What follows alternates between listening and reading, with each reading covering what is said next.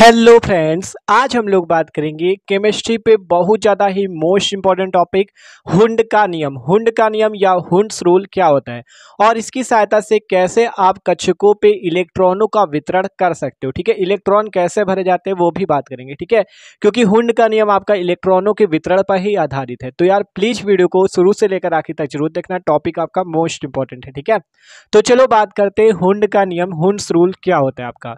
तो देखो हुंड का नियम क्या है। हुंड जो थे उन्होंने एक नियम प्रतिपादित किया कि मतलब कक्षकों में इलेक्ट्रॉनों को कैसे भरा जाता है या इलेक्ट्रॉनों का वितरण कैसे किया जाता है। तो देखो पहले थ्योरी पढ़ो, आपको थ्योरी स्क्रीन पे शो हो रही होगी। ठीक है, मोबाइल से आपको दिखा रहे हैं थ्योरी पढ़ो। किसी भी उपकोष के कक्षकों में इलेक्ट्रॉनों का वितरण इस प्रकार होता है कि पहले आपको एक एक इलेक्ट्रॉन भरने होते हैं और फिर उसके बाद युग्मन करना होता है। थ्योरी पढ़ो। आपसे हमने कहा किसी भी उपकोष के कक्षकों में इलेक्ट्रॉनों का वितरण इस प्रकार होता है कि प्रत्येक कक्षक में पहले एक एक इलेक्ट्रॉन भरा जाता है, फिर इलेक्ट्रॉन का युग्मन होता है। ठीक है, पहले एक एक इलेक्ट्रॉन भर लो, फिर इलेक्ट्रॉन का युग्मन, अर्थात युग्म का मतलब होता है जोड़ा बनाओ। ठीक है, जैसे एग्जांपल मान लो हम आपको दे 2p2।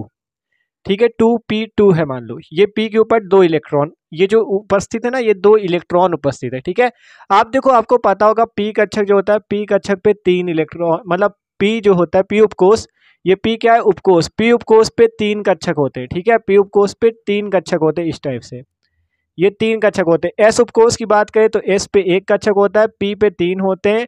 d की बात करें तो d पे पांच कक्षक होते हैं। ठीक है, एक दो तीन चार पांच, और f पे होते हैं सात। ठीक है, f पे कितने कक्षक होते हैं, सात। ये सिंपल सी बात आपको पता होनी चाहिए। ठीक है, f पे सात कक्षक, देखो s पे एक कक्षक होता है, p पे आपके तीन होते हैं, और D पे पांच, F पे सात कक्षक होते हैं। ये सिंपल सी बात आपको पता होनी चाहिए, देख सकते हो यहाँ पे। ठीक है, तो P पे कितने कक्षक होते हैं, तीन। अब आपको इन दो इलेक्ट्रॉनों को भरना है, तो दो इलेक्ट्रॉन तो अभी भरने सिंपल, आप एक इलेक्ट्रॉन ऐसे भर दोगे, एक इलेक्ट्रॉन ऐसे भर दोगे, अभी तो सिंपल तरीके से आप भर दोगे, दो इलेक्ट्रॉन भर दोगे। तो आपका जो नियम कहता है, नियम ये कहता है कि पहले आपको एक एक इलेक्ट्रॉन सभी कक्षकों पे भर लेना है, फिर उसके बाद जो इलेक्ट्रॉन बचे उसको फिर आपको जोड़ा बनाना है। जैसे एक एग्जाम्पल और लो, 2p4, इस पे दो इलेक्ट्रॉन थे, इस पे फोर इलेक्ट्रॉन हो गए। अब कैसे भरोगे, अब चार इलेक्ट्रॉन है तो p पे सिंपल पहले तीन कक्षक बना लेते हैं, तीन कक्षक बन गए, एक दो एक तीन, तीन कक्षक बन गए। इलेक्ट्रॉन भरने चार, चार इलेक्ट्रॉन भरने तो कैसे भरे जाए, देखो एक इलेक्ट्रॉन ये आया, दो तीन चार। अगर आप इस टाइप से भरते हो तो आपका गलत हो जाता है, लेकिन आपको इस टाइप से नहीं भरना। भरना कैसे वो बता दें, आपको भरना है इलेक्ट्रॉन हुंड के नियम के अनुसार। इलेक्ट्रॉन कैसे भरना है, हुंड के नियम के अनुसार। हुंड का नियम ये कहता है कि आपको इलेक्ट्रॉनों का वितरण इस प्रकार करना है कि पहले क्या करो, पहले एक एक इलेक्ट्रॉन प्रत्येक कक्षक में भर लो, पहले एक एक इलेक्ट्रॉन प्रत्येक कक्षक में भर लो। जब एक एक इलेक्ट्रॉन प्रत्येक कक्षक में भर जाते हैं उसके बाद इलेक्ट्रॉनों का युग्मन करो। युग्मन का मतलब होता है जोड़ा, युग्म का मतलब होता है जोड़ा बनाओ, जोड़ा का मतलब दो लोग कर दो। ठीक है, इस टाइप से जोड़ा बनाओ। इलेक्ट्रॉनों को जोड़ा कब बनाओगे, जब सभी कक्षकों में एक एक इलेक्ट्रॉन भर गया हो।